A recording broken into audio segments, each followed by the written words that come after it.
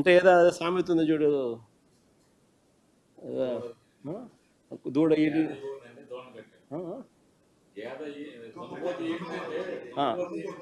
దున్నపోతు ఈనింది అని అంటే దూడను కట్టేసేయండి సార్. దున్నపోతు ఏమైనా ఎలా భర్తీ ఇవ్వగలుగుతుంది? దూడను కట్టేసేయండి. అట్టగా అసలు ఎవడు లేడు, అసలు మనిషే లేడు.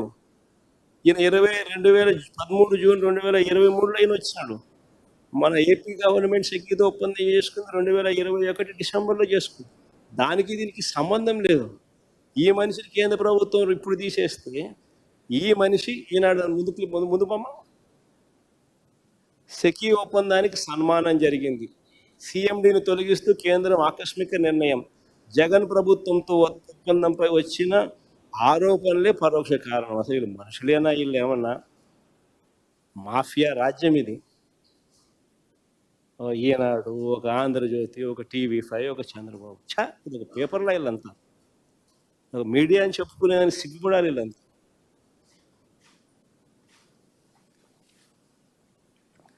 సరే, ఇంకో ముందుకు పోదాం.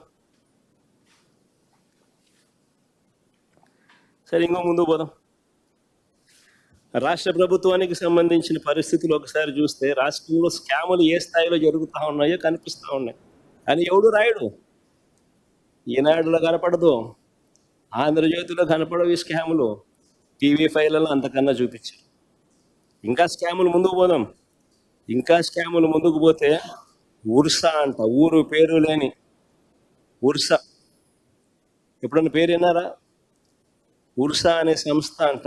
ఊరు పేరు లేని సంస్థకు విశాఖపట్నంలో రూపాయికి ఇడ్లీ వస్తుందో లేదో తెలియదు, కానీ రూపాయికి ఉర్సాకు 3,000 కోట్ల రూపాయలు భూములు ఇస్తున్నారు. దాని క్యాబినెట్ క్లియర్ చేసాం. ఈ మనిషి నారా లోకేష్కి స్నేహితుడు.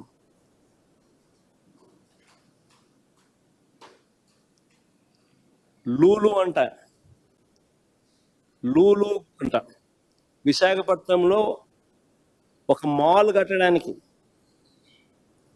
2,000 కోట్ల రూపాయలు విలువ చేసే భూమిని అప్పనంగా ఉచితంగా చేతిలో పెడతా ఉన్నారు. ఎక్స్ప్రెషన్ ఆఫ్ ఇంట్రెస్ట్ పిలవరు, కాంపిటీషన్ బిడ్స్ తీసుకోరు, అప్పనంగా ఇచ్చేస్తా ఉన్నారు. కానీ ఈనాడు రాయదు, ఆంధ్రజ్యోతి చూపదు, TV5 అంతకన్నా చూపు. రాష్ట్రంలో ఈరోజు లిక్కర్ మాఫియా, ఇసుక మాఫియా. ఆ ఇసుక ఫోటో ఏది చూడండి సరే.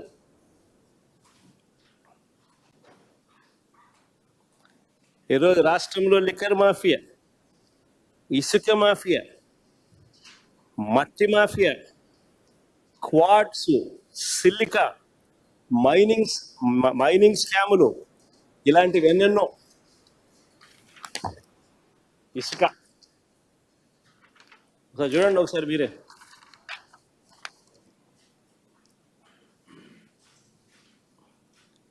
అవన్నీ పక్కన లారీలు ఎట్ట దోచేస్తానో చూడండి ఒకసారి.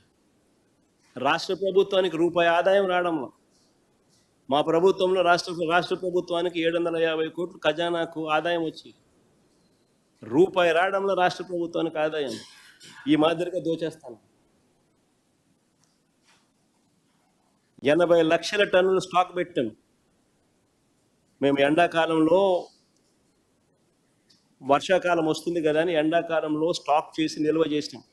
చంద్రబాబు నాయుడు ప్రభుత్వం వస్తేనే 2 నెలల్లో 80 లక్షల టన్నులు స్వీప్ చేసేసిన.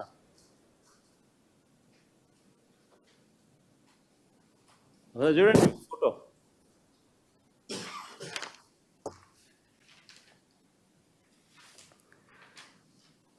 ఈ స్కాములన్నింటికీ పరాకాష్ట ఏమిటనంటే అమరావతి పేరు మీద చేస్తా ఉన్న మరో దోపిడీ. నిజంగా స్కాములందరికీ పరాకాష్ట అమరావతిలో నేడు జరుగుతూ ఉన్న దోపిడీ.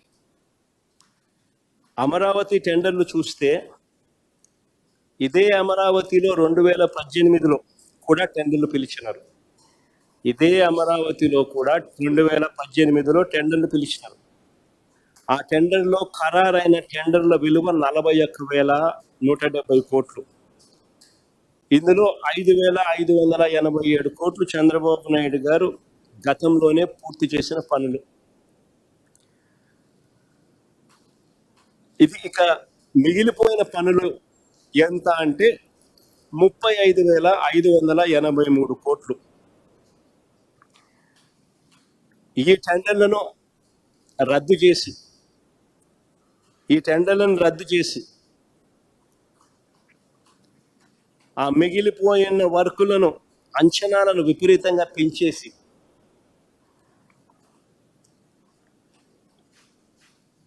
విపరీతంగా దోపిడీ చేస్తా ఉన్నారు.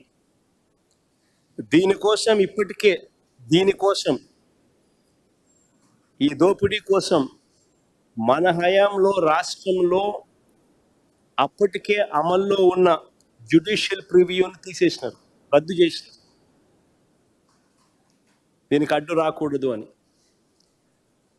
రాష్ట్రంలో అప్పటికే అమల్లో ఉన్న రివర్స్ టెండరింగ్ ప్రాసెస్ అంటే రివర్స్ ఆక్షన్ రద్దు చేసేసినారు.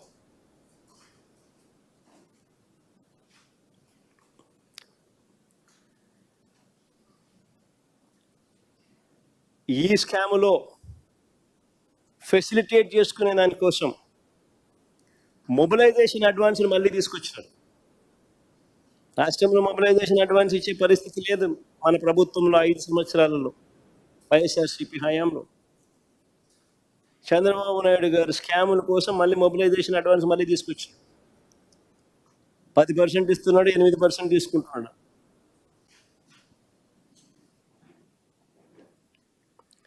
ఐకానిక్ టవర్ల పేరిట 5 బిల్డింగులు